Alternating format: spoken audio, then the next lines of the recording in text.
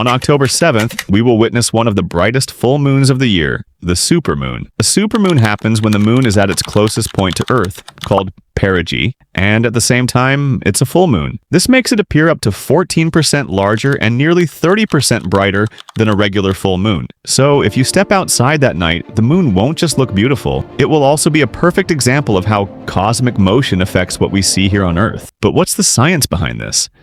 How does it affect tides, and why has it inspired myths for centuries? Stay with me as we explore the amazing story of the supermoon.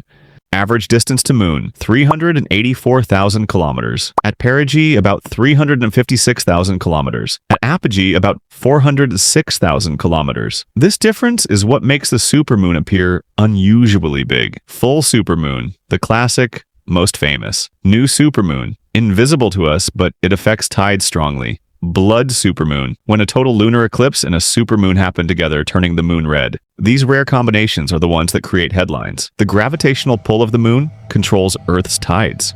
During a supermoon, when the moon is closest, tides become extra strong. These are called perigee spring tides. Fishermen, sailors, and coastal communities often prepare for stronger high tides during supermoons. In many cultures, the supermoon was seen as a sign of change or bad omen. Some believed it caused earthquakes, floods, or strange human behavior. Words like lunatic come from lunar, linking the moon to emotions and moods. But modern science shows no solid evidence of disasters being caused by supermoons. The word supermoon itself is quite modern. It was first introduced in 1979 by astrologer Richard Knoll, who used it to describe a full moon happening near its closest point to Earth. Since then, the term has become popular in both science and media, but humanity's fascination with unusually large and bright moons is far older. Ancient civilizations across the world noticed these striking lunar events long before modern astronomy. Babylonians and Greeks carefully recorded the movements of the moon, linking brighter full moons with seasonal changes. Native American tribes gave special names to different full moons throughout the year. For example, the wolf moon in January, when wolves howled in hunger, and the harvest moon in late summer, which provided extra light for gathering crops at night. In fact, a super harvest moon was considered especially valuable in early America. Farmers could work longer hours in the fields during the harvest season, guided by the unusually bright glow of the moon.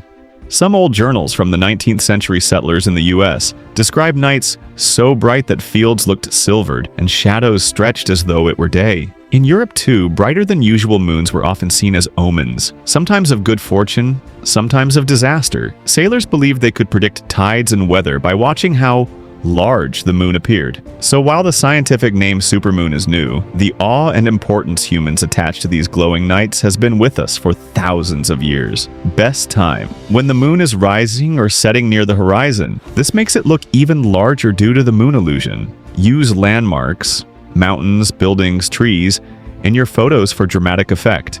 Even a smartphone camera can capture a great supermoon with the right settings. Astronomers predict 3 to 4 supermoons every year. Some years, we even get a sequence of supermoons, like 3 in a row. Marking them on calendars has become a worldwide trend for skywatchers. The supermoon reminds us of the delicate dance between Earth and its only natural satellite. It's not just a beautiful sight, it's a window into celestial mechanics, tides, and the rhythms of nature.